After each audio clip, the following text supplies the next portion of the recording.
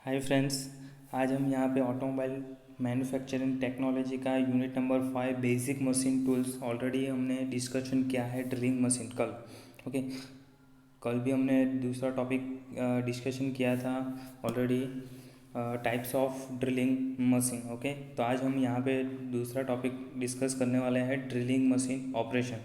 Drilling machine के कई सारे ऐसे ऑपरेशन किए जाता है, डिफरेंट डिफरेंट ऑपरेशन, वो वन बाय वन यहाँ पे आज हम डिस्कशन करेंगे। Okay friends, first of all यहाँ पे ये हुआ आपका one by one drilling machine operation. Drilling, reaming operation, boring operation, counter boring, counter sinking, spot facing, tapping, grinding and trepanning, ये सभी क्या है ड्रिलिंग मशीन के ऊपर किए जाने वाले सभी operation. Okay, one by one हम सभी का डिस्कशन करेंगे आज फ्रेंड्स। फर्स्ट यहाँ पे हम आज डिस्कस करेंगे ड्रिलिंग। तो drilling is the operation of producing a hole by removing a metal from a solid mass by rotating edge of a cutting tool known as a drill. यहाँ पे figure आपको दी गई है, ऑलरेडी क्लियर हो जाएगा। ये आपका क्या है, वर्क पीसेस, ये आपका टूल बिट। ओके, और जैसे ही आपके रोटेशनल मोशन क्रिएट करेंगे, यानी कि सबसे पहले उसके अंदर क्या किया जाता है कि आपके पास जो ड्रिल स्पिंडल रहता है वहाँ पे ड्रिल फिट किया है। ड्रिल यानी कि उसका मीनिंग है टूल्स। ओके, तो स्पिंडल के अंदर टूल फिट किया जाएगा। उससे पहले आपके पास जो भी वर्क पीसेस है, वर्क पीसेस के ऊपर एक मार्किंग किया जाता है पंच के थ्रू। वही मार्किंग के ऊपर उसकी वजह से क्या होगा कि आपके जो टूल होता है उसकी एजेस वहाँ पे फिक्स बैठ जाती है, इसलिए वहाँ पे मार्किंग किया जाता है और फिक्स वही पोजीशन के ऊपर ही वहाँ पे ड्रिल क्रिएट हो सकता है, होल क्रिएट होगा। दूसरा कि जिस तरीके का आपने मटेरियल यूज़ किया, वर्क पीसेस का जिस टाइप का मटेरियल है उसी के हिसाब से आपको उसको स्पीड और फीड देना रहेगा।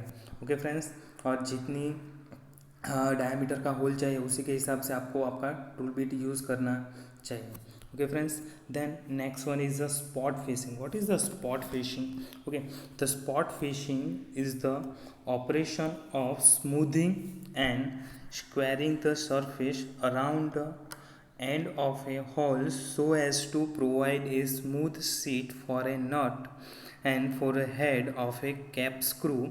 The spot fishing is generally done on the casting and forging. Okay, spot fishing के अंदर क्या किया जाता है कि जो भी आपकी सरफेस होगी उसको स्मूथ क्रिएट किया जाएगा, यानी कि सरफेस फिनिशिंग क्रिएट किया जाएगा उसी सरफेस के लिए, उसी होल के लिए, ओनली फॉर वो किसके लिए होगा, जो भी आपके हेड्स हो गए।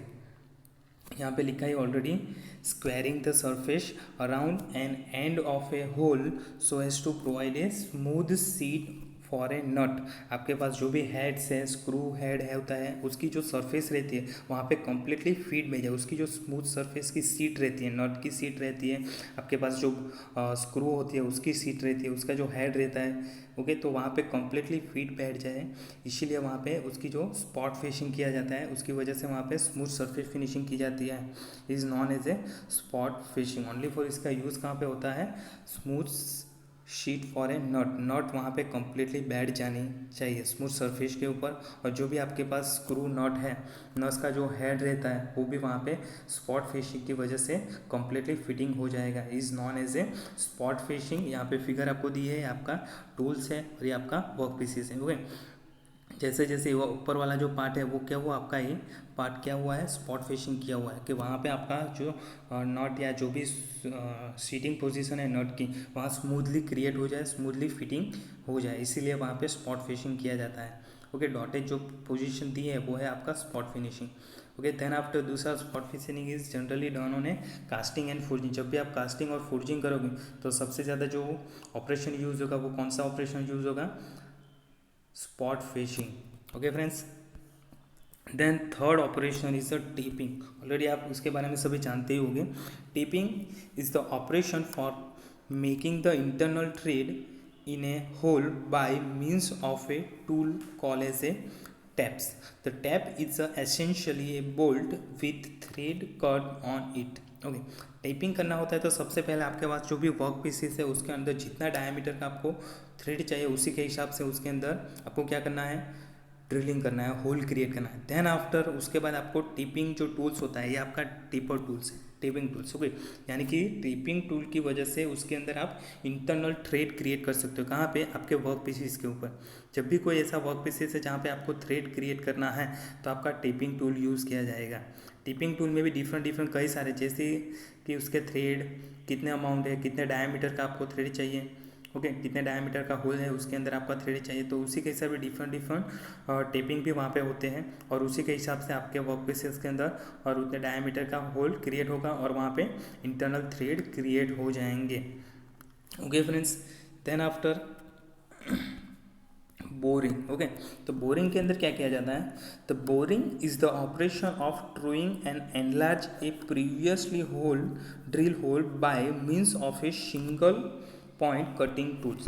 The boring is done on a drilling machine to perform the following tasks on a hole already drill. Okay, तो इसके अंदर क्या होगा, बोरिंग के अंदर आपके पास जो भी वर्क पीसेस है ऑलरेडी उसके अंदर ड्रिल किया ही होता है, होल्ड क्रिएट किया ही होगा, जनरेट किया होगा, उसके अंदर आपको लार्जर डायमीटर का होल चाहिए, यानी कि उसका डायमीटर आपको इंक्रीजिंग करना है, तभी आपको क्या करना होगा, बोरिंग यूज़ करना होगा। बोरिंग टूल वो क्या करेगा, जो भी आपका डायमीटर है उसको वो एनलार्ज करके क्रिएट करके देगा।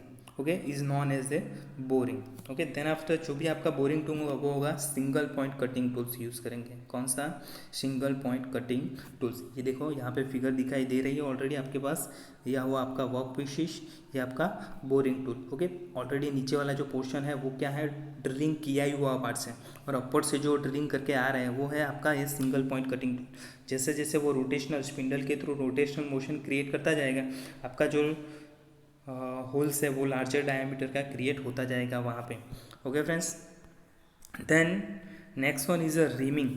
ओके, तो रीमिंग ऑपरेशन में क्या किया जाता है, तो reaming the holes that are produced by drilling are rarely straight and cylindrical in the forms.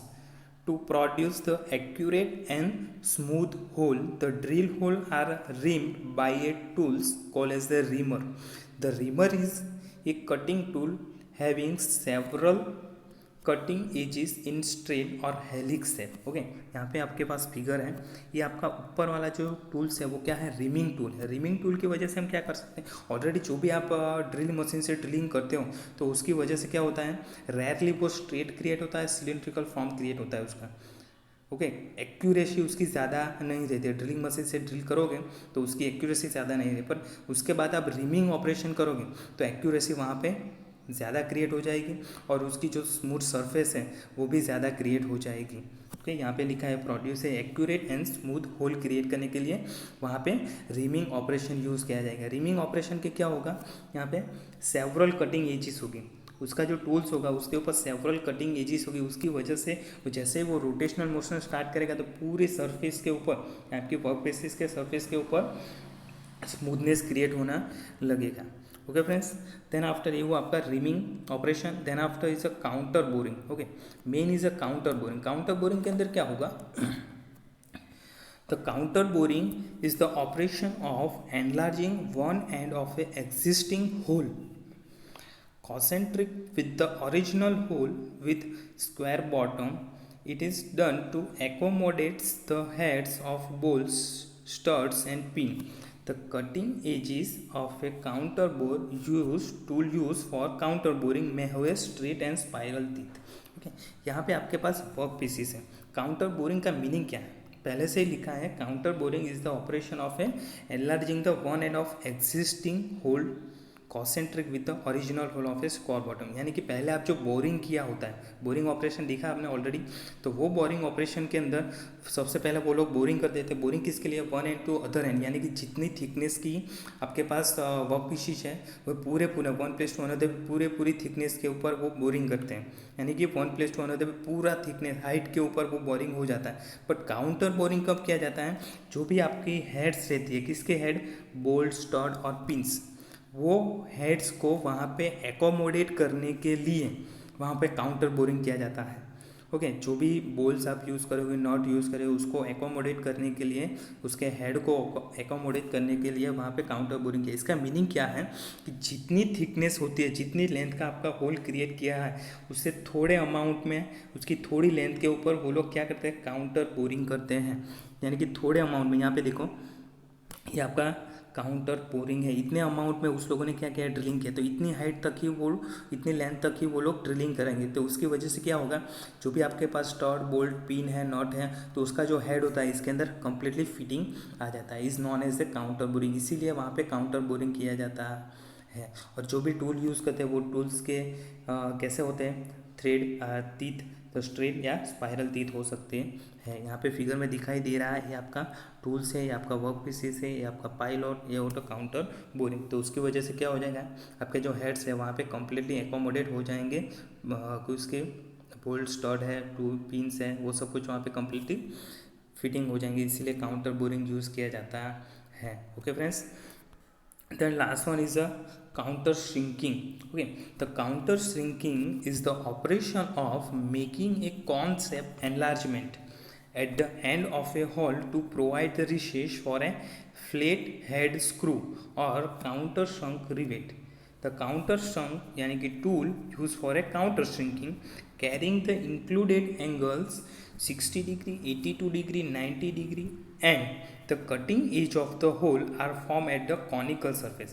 Counter sinking से क्या होगा, देखो काउंटर सिंकिंग से आपका जैसे टूल का शेप दिखाई दे रहा है, यानी कि कॉनिकल शेप दिखाई दे रहा है, वही कॉनिकल शेप कहाँ पे क्रिएट होगा, जहाँ पे आपका एंड पोर्शन है, रिसेस आपका जो वर्क पीसेस का एंड पोर्शन है, उसका जो हेड होता है, हेड के ऊपर जैसे आपका काउंटर सिंकिंग रोटेशन करेगा तो वहाँ पे कॉनिकल शेप क्रिएट हो जाएगा। यानी कि जैसे आपके स्क्रू बोल्ट होते हैं उसका कॉनिकल शेप रहता है, उसका हेड देखोगे हम नीचे की ओर से बॉटम साइड से, तो उसका हेड कैसा होता है, कॉनिकल शेप होता है, एंगल के ऊपर, तो वो कम्प्लीटली हेड आपके सरफेस पे, फ्लैट सरफेस के ऊपर एकोमोडेट हो जाए, फ्लैट सरफेस के ऊपर एकोमोडेट है, इसीलिए यहाँ पे काउंटर श्रिंकिंग किया जाता है।